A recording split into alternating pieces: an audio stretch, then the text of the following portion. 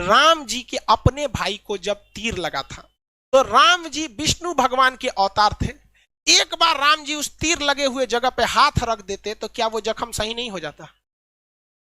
हो जाता कि नहीं? लेकिन राम जी तो भैया ठहरे भगवान। उन्हें पता था कि आने वाले कलयुग में बहुत सारे ऐसे तांत्रिक घूमने लगेंगे जो कहेंगे कि मर्यादा पुरुषोत्तम राम ने जो मंत्र पढ़ा था, मैं उसी मंत्र को पढ़ के आपके AK-47 का गोली लगाया साफ कर देंगे, बिच्छी काटा है साफ कर देंगे, सांप काटा है साफ कर देंगे। इसलिए राम जी अपने भाई को तड़पते हुए छोड़े और कहें हनुमान जी को कि जाइए आप हिमालय से संजीवनी बूटी लाइए, जो हनुमान जी को दिखाता है कि यदि समय रहते अगर आप मेडिकल सुविधा ला सकते हैं। आज के समय में अगर आप देखेंगे, मजाक में सेंस में ना लेंगे तो आज के समय में वो एम्बुलेंस को दर्शाता है। आप इसे मजाक के सेंस में ना लेंगे तो आज के समय में एम्बुलेंस को दर्शाता है और मेडिकल दवाओं को दिखाता है कि अगर आपको कोई तकलीफ है तो आप तुरंत जाइए डॉक्टर के पास, देर मत कीजिए और दवाइयां लाइए। वरना राम जी को क्या, आपको क्या लगता था राम जी के पास शक्ति ना है? अरे भाई साहब, बड़का बड़का लीला करके यहाँ पे वहां जो दिखाता है। लेकिन आज के समय में हम लोग, क्योंकि भारत अंग्रेजों को पता था कि भारतीयों का शास्त्र में ऐसा चीज है कि अगर ये सचुरा पूरा अच्छा से जान जाएगा सब ना, तो हमारे इंग्लैंड को पीछे छोड़ के चल जाएगा। लेकिन उन्होंने इस चीज को दबा दिया, रामायण को केवल किताब रख दिया, ना कि उसे केस स्टडी में बता दिया। जबकि हार्वर्ड, ऑक्सफोर्ड जैसी यूनिवर्सिटी में ये सब चीजों को केस स्टडी पे पढ़ाया जाता है कि देखो राम जी ने क्यों नहीं उस चीज को सही किया, क्योंकि इसका 800 साल 200 साल 1000 साल बाद क्या असर पड़ेगा। उस ससुरे हमरे किताब पढ़ के आगे बढ़ गए सब, हम लोग को थरिया थमा दिया, तू रामायण पे लड़, तुम महाभारत पे लड़, हम हिंदू तुम मुसलमान, तुम सिख तुम ईसाई। लेकिन आज भी हम लोग नहीं समझते इस चीज को, आज भी आप लोग समझिए इस चीज को। और दूसरा देखिए, आप आगे हर चीज को अगर आप देखेंगे, बहुत सारा चीज का रामायण महाभारत उसमें देखेंगे आप, रावण मारा गया क्यों? अपने भाई को क्या किया था? बता दिया था। जबकि रावण नहीं मारा जाता अगर वो अपने भाई को नहीं बताता कि मेरी नाभि में अमृत। इसलिए ये क्या दर्शाता है? ये यही दर्शाता है कि अगर आप किसी राज को चाहते हैं छुपा लेना, इसका सबसे अच्छा तरीका है कि किसी को न बताएं। क्योंकि अगर आप अपने करीबी को कोई राज बताते हैं तो करीबी का भी कोई ना कोई करीबी होता है। इसलिए अगर आप चाहते हैं तो किसी को ना बताएं, स्पेशली महिला को तो बताइए मत। आप बुरा मानिएगा लेकिन ये चीज हकीकत है। किसी महिला को बताइएगा ना, हाई बात मत बताना, तो अपनी सहेली को बताएगी और उसको भी कहेगी किसी को बताना नहीं, और वो पूरा लॉज पीट देगी हल्ला, और सबको यही बात कहा जाएगा किसी को बताना नहीं। पहले के वक्त में मीडिया नहीं था तो महिलाएं ही मीडिया का काम करती थी। कोई खबर पहुंचाना है, एगो दादी को कह दो, पूरा मीडिया का काम हो। तो इस चीज को आप समझिए, ये केस स्टडी है। राम जी बड़ा बड़ा लंका जलाया गया, ये हुआ, ये सारा चीज। लेकिन जब वनवास काट के जब वो घर आए, तो घर पे आए तो सबको पता है कि सीता जी 83 दिन तक लंका में थी। लेकिन रावण को श्राप भी तो था कि अगर वो सीता जी को गलत नियति से टच भी करता है तो भस्म हो जाएगा। था कि नहीं था? पूरी दुनिया जानती थी कि सीता जी एकदम पवित्र है। लेकिन जब वो अयोध्या पहुंची तो राम जी लोगों ने सवाल उठा दिया कि सीता जी को अग्नि परीक्षा देनी पड़ी। सवाल उठाया गया था कि नहीं उठाया? तो राम जी कभी नहीं चाहते थे कि वो अपनी पत्नी को, जगत जननी मां सीता को, वो अग्नि परीक्षा में बैठाएं। लेकिन समाज में आकर उन्होंने कहा कि 90% लोग को विश्वास है कि सीता जी क्या है, एकदम पवित्र है।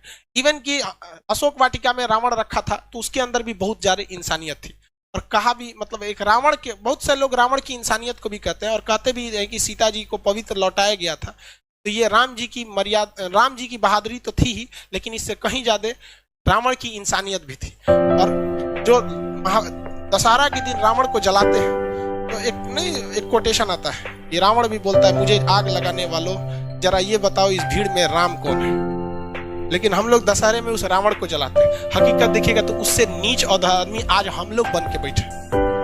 हम लोग से कहीं ज्यादा इंसानियत उस रावण में था उस वक्त। लेकिन राम जी अयोध्या आए ना तो 90% लोगों को पता था, 90% लोग खुश थे कि आज हमारे मर्यादा पुरुषोत्तम राम आ गए। लेकिन उस समय भी लोगों की कमी नहीं थी, लोग की कमी उंगली उठाने की नहीं थी। लोगों ने भगवान पर उंगली उठा दिया और भगवान ने सोचा कि चलो ना हम अग्नि परीक्षा दे देंगे। जगत जननी माँ सीता तो पवित्र ही है, अग्नि परीक्षा में क्या हो जाएगा, सफल तो हो ही जाएंगे। हुआ भी वही, माँ सीता अग्नि परीक्षा में बैठी और कहा गया भैया अगर पवित्र रहेंगी तो आग नहीं जला पाएंगी, और अब अपवित्र है तो आग जला देगी। क्या सीता जी को आग जला पाई थी? नहीं। लेकिन हुआ क्या उसके बाद, जब सीता जी आई तो रोती। मुझे दुनिया से मतलब नहीं था, ये राम आपसे मतलब था। राम जी आपने ही जब हमको कह दिया अग्नि परीक्षा के लिए, ये दुनिया मेरे किसी काम के नहीं। वो धरती माँ से जन्मी थी और धरती माँ लोग आप पे उंगलियां जरूर उठाएंगे। जब राम जी को नहीं छोड़ा लोगों ने उंगली उठाने में, तो हमारी और आपकी क्या औकात है। और ये यही बताता है कि राम जी अगर उन 10% लोगों को डांट देते ना, तो भाग यहाँ से, माँ सीता को अपनी परीक्षा नहीं देनी। लव और कुश को छोड़कर माँ सीता कभी नहीं जाती, बचपन में बेचारे रोते रह गए। इसलिए अगर 2 कौड़ी के लोगों को अगर खुश करने के चक्कर में रहेंगे तो आपका अपना जीवन बर्बाद हो जाएगा। राम जी का पूरा परिवार बर्बाद कर दिया इन 2 कौड़ी के लोगों ने। इसलिए जीवन में याद रखिएगा, जब भी आगे बढ़ेंगे लोग आप पे सवाल उठाएंगे, लेकिन हमारे अंग्रेजों ने ये बर्बाद कर दिया। आज किसी मुसलमान को कहिएगा ना रामायण की तुम्हें पाठ सुनाते नहीं सुने, और इवन कि आपको अगर कोई कुरान की बात सुनाएगा तो आप अगर दूसरे धर्म की आप भी नहीं करें। ये कोई किसने ये जहर बोया हमारे अंदर, किसने? भाई साहब ये 200 साल जो अंग्रेज हैं सब, अंग्रेज भाई साहब बहुत दिमाग वाले थे।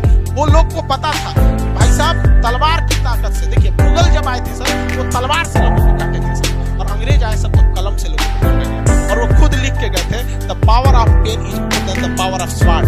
कलम की ताकत तलवार से ज्यादा होती है। हमारा वैचारिक नपुंसक बना के चले गए सब अंग्रेज, हमारी शिक्षा व्यवस्था को बर्बाद कर दिया। और इसे लड़ने का काम किया था राजीव दीक्षित ने, और इसमें किसी न किसी की चाल थी जिन्होंने राजीव दीक्षित को आकस्मिक मृत्यु कर दिया, और जो हमारी वैचारिकता को एक ग्लोबल लेवल पर ले जा रहे थे। तो खैर आप भी समझते हैं, इस सब चीज में मत पड़िएगा, धार्मिक चीजें गलत होती है, लेकिन हम लोग इसके शिकार हुए हैं। हम लोग को शिकार बनाया गया है ये अंग्रेजों ने। नजरों को समझ में नहीं आता, धीरे धीरे विकास होगा। लेकिन आप अगर समाज को देखेंगे ना, तो समाज का एक ऐसा हिस्सा है जो अब इस सब चीजों से हट रहा है। उसे नहीं मतलब है कि धार्मिक चीजें क्या है, हिंदू सिख ईसाई क्या है, वो अब इंटेलेक्चुअल पे जा रहा है। लेकिन समाज का एक हिस्सा ऐसा भी है जो ससुरा इसमें और ज्यादा क्या होते जा रहा है, बढ़ते जा रहा है। अगर आप पढ़े लिखे हैं, आप इस चीज को समझिएगा। तो रामायण क्या है? एक तरह की लीला है, जो बताता है भाई साहब आप सबको संतुष्ट नहीं कर